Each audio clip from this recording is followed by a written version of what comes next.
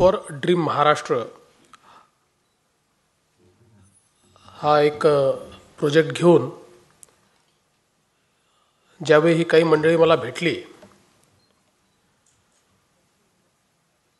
त्यावेळी मला खरोखर मनापासून आनंद वाटला। आज आपल्या देशामध्ये आपण एका डेमोग्राफिक ॲडव्हान्टेजमधनं जातो।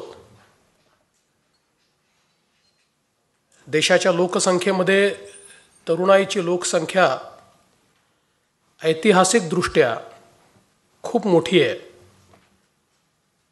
देशाचं सरासरी वय 25 वर्ष आहे। देशातली 65% लोकसंख्या ही 35 वर्षाच्या आतली आहे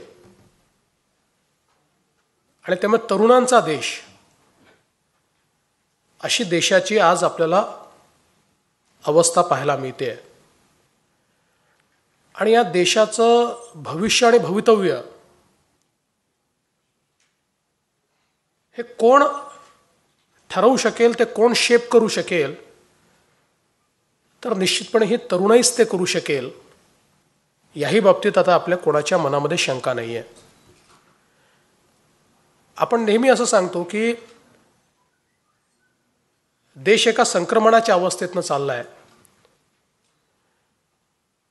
आणि ज्यावेळेस भारताचा देश म्हणून आपण विचार करतो, त्यातल्या व्यवस्थांचा, त्याच्यातल्या विकासाचा आपण विचार करतो,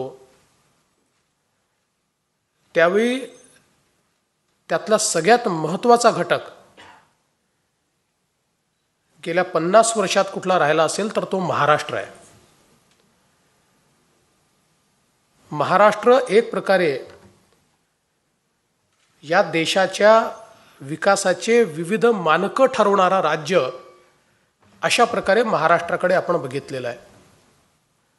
आणि मग जर देशाला 2022 साली 75 वर्ष पूर्ण होणार असतील आणि त्यावेळेचा ड्रीम इंडिया हा जर तयार करायचा असेल तर ड्रीम महाराष्ट्राशिवाय ड्रीम इंडिया पूर्णच होऊ शकत नाही।